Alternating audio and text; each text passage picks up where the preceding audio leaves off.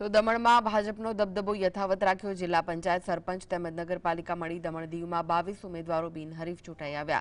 સંઘ પ્રદેશ દમણ દીવ અને દાદરા નગર હવેલીમાં આગામી 5 નવેમ્બરના રોજ યોજાનારી સ્થાનિક સ્વરાજ્યની ચૂંટણી પહેલા જ ભાજપે નોંધપાત્ર સફળતા મેળવી। દમણ મ્યુનિસિપલ કોર્પોરેશનમાં કુલ 15 વોર્ડમાંથી ભાજપના 12 ઉમેદવારો બિનહરીફ ચૂંટાઈ આવ્યા। હવે માત્ર 3 વોર્ડ નંબર 6, વોર્ડ નંબર 7 અને વોર્ડ નંબર 12 માં ચૂંટણી યોજાશે। જિલ્લા પંચાયતની કુલ 16 બેઠકોમાંથી 10 બેઠકો પર ભાજપના ઉમેદવારો પહેલાથી જ બિનહરીફ ચૂંટાઈ આવ્યા છે। બાકીની 6 બેઠકો પર ચૂંટણી યોજાશે। આ ઉપરાંત દમણની 16 ગ્રામ પંચાયતોમાંથી 9 ગ્રામ પંચાયતો ભાજપ સમર્થિત સરપંચ બોડી સાથે સમરસ જાહેર થઈ છે। બાકીની 7 સરપંચ પદની બેઠકો માટે ચૂંટણી યોજાશે।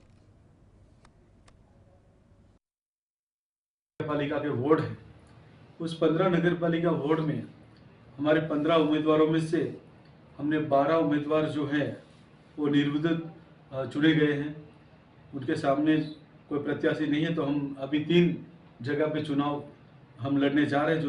जो तीन वार्ड है वो है 6 नंबर जहाँ एसपी भाई दमनिया, 7 नंबर कपिलाबेन वार्ड और 12 नंबर श्री लक्ष्मण भाई दुर्लभ भाई टंडेल। ये हमारे 3 उम्मीदवार अभी बचे हैं नगर पालिका में। हम उन तीनों के लिए हमें हमारे कार्यकर्ताओं को हम आह्वान करते हैं कि हमने जिला पंचायत का भी जो हमारे 16 सीट है, 16 में से हम 10 जीत चुके हैं।